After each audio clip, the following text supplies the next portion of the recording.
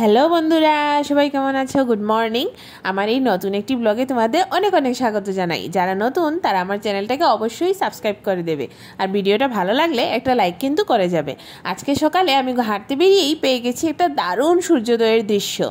আসলে আমি আজকে একটু তাড়াতাড়ি বেরিয়েছিলাম, তো তাই সূর্যটা তখন খালি উঠছে, আর সেই সূর্যোদয়টা আমি প্রাণ ভরে দেখে নিলাম, আর চটপট করে হেঁটেও চলে আসলাম।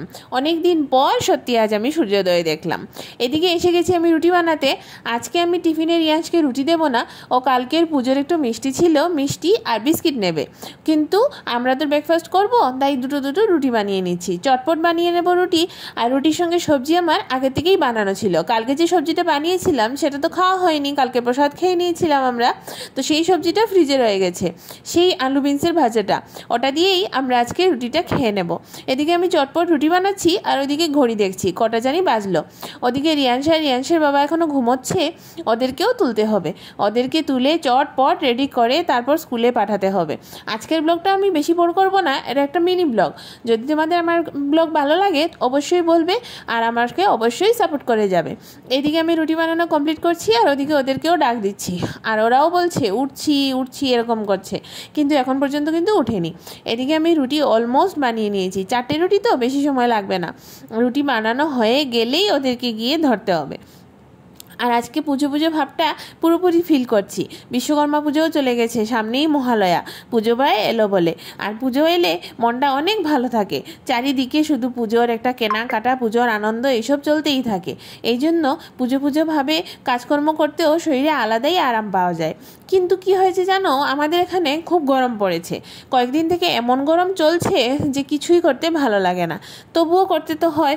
আর পুজো এসে গেছে বলে বাড়ি ঘর দোর পরিষ্কার পরিচ্ছন্ন করা এগুলো তো আরও এক্সট্রা করে করতেই হয়। সে যাই হোক, কথা বলতে বলতে আমার রুটিও হয়ে গেছে। আর আজকে আমি রুটি করার পর তারপর গিয়ে রিয়াজকে দুধ খাওয়াবো, টিফিন খাওয়াবো, এগুলো করব। আগে আমি রুটিটা করে নিলাম। রুটি বানানো হয়ে যাওয়ার পর এখন আমি ভাবছি যে আজকে কি জানি রান্না করব।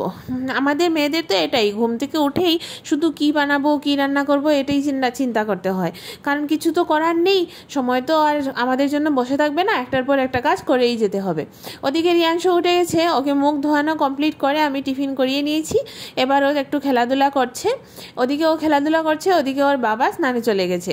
ও স্নান থেকে আসবে, তারপর ব্রেকফাস্ট করে এদেরকে দুজনকে রেডি করে পাঠিয়ে দেবো।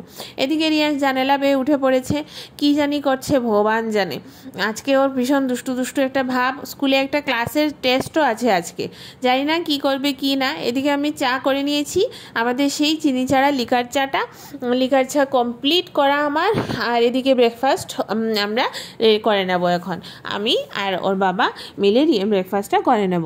আজকে আমরা ব্রেকফাস্টে সেই রুটি যে বানিয়েছিলাম, রুটি সবজি চা আর বিস্কিট, এটাই হলো আমাদের আজকের ব্রেকফাস্ট। এবার আমি চাটা ঢেলে নেব, এক হাতে তো চা ঢালতে পারবো না, তাই ক্যামেরাটা রেখে চাটা ঢেলে নিলাম।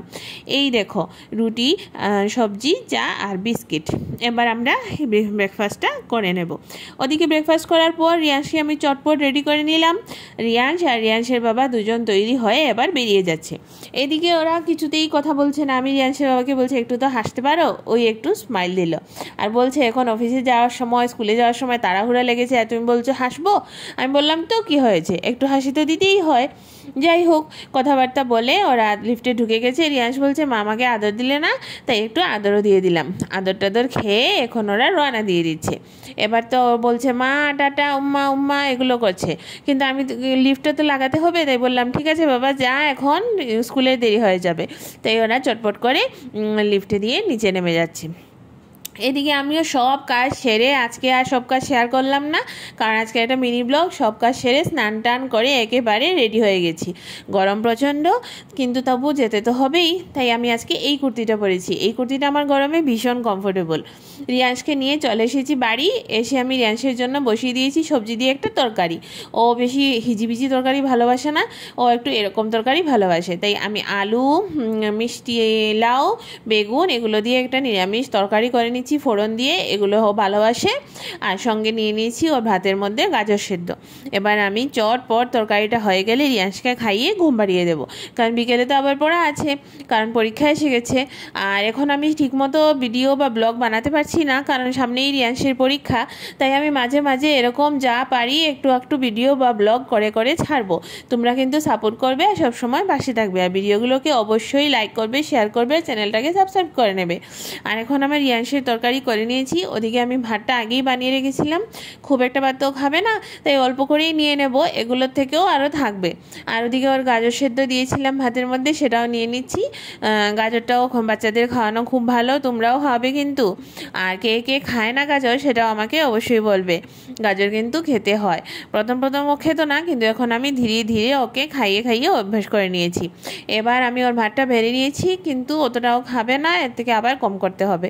যাই হোক, আজকের ব্লগটা এখানেই শেষ করছি। সবাই ভালো থাকবে, সুস্থ থাকবে। বিশ্বকর্মা পুজো কেমন কাটালে অবশ্যই জানাবে। Bye bye.